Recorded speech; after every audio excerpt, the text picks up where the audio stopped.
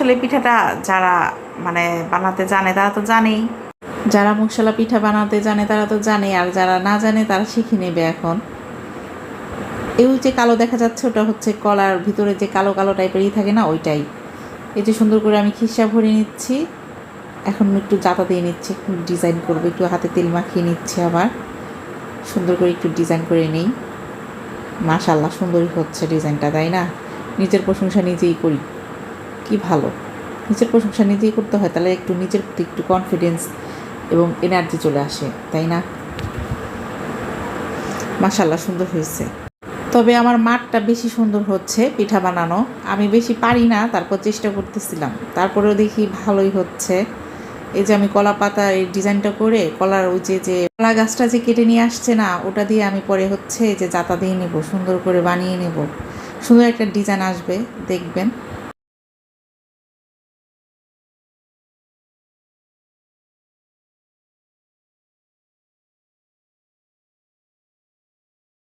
এটা এখন তৈরি হয়ে গেছে। এখন কলা গাছের শিকলাটা দিয়ে আমি সুন্দর করে ডিজাইন করে নেব। এখন এই তো একটু চাপ দিয়ে নিচ্ছি, সুন্দরই হয়েছে।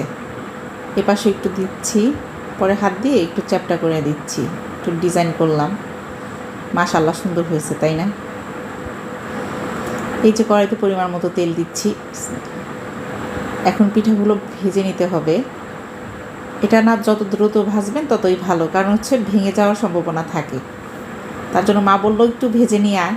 এই তো ভেজে নিচ্ছি।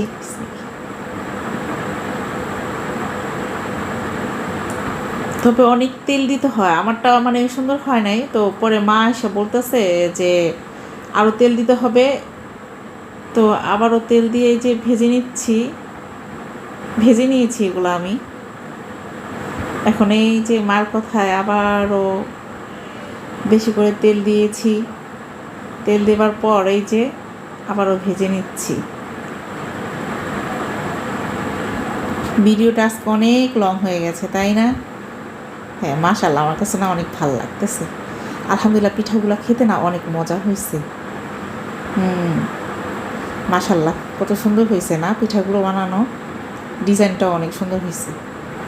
নিজেদের প্রশংসা আমরা নিজেরাই করি। সত্যি কথা বলতে যে জিনিস মানে তৈরি করতে কষ্ট বেশি, সে জিনিস খেতেও অনেক ভালো মজা হয়। আলহামদুলিল্লাহ অনেক মজা হয়েছে, মাশাআল্লাহ অনেক সুন্দর হয়েছে দেখছি।